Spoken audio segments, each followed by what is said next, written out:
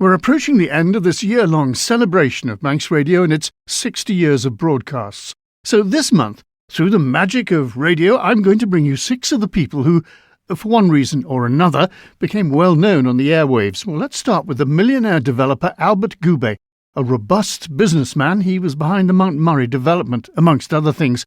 As work got underway on that development, Mr. Gubay outlined to David Callister the concept behind it, somewhat different to that we see today. A lot of the people who are going to live here will play golf here. I understand some of these Americans are going to live here for 3-4 months in the year, and for the remainder of the time they will be letting off their homes through the hotel. The hotel will look after their homes, they'll be let off, there'll be an income coming in from them, and there will be people here all of the time. So is it or isn't it a tourist attraction for the island?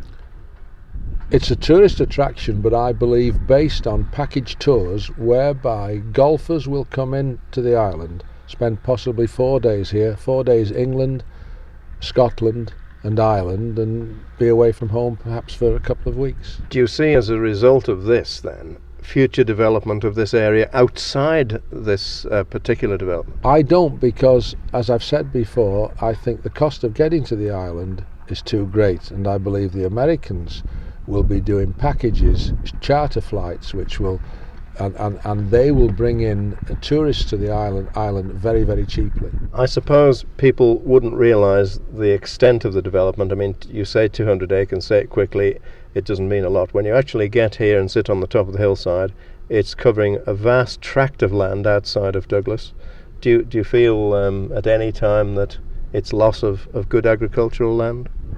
I don't think it's a loss of good agricultural land, because a lot of this land is not good agricultural land. There's very little soil on the surface and there's a lot of stone underneath, and the condition of some of these fields when we took them over was disgraceful. The drains, the ditches hadn't been cleaned for years, the land was bogged, it was waterlogged. We've had to spend an awful lot of time in getting the water courses into a good state of repair before the work could start. You've got, I think it's 9 holes on each side of the lane here. Was that a deliberate layout?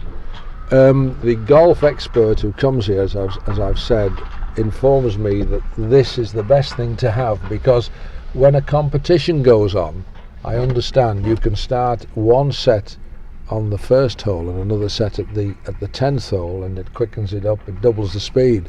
It's the only golf course on the Isle of Man that has that facility, and I also understand it is the only golf course in the British Isles where the last 9 holes can all be seen from the clubhouse.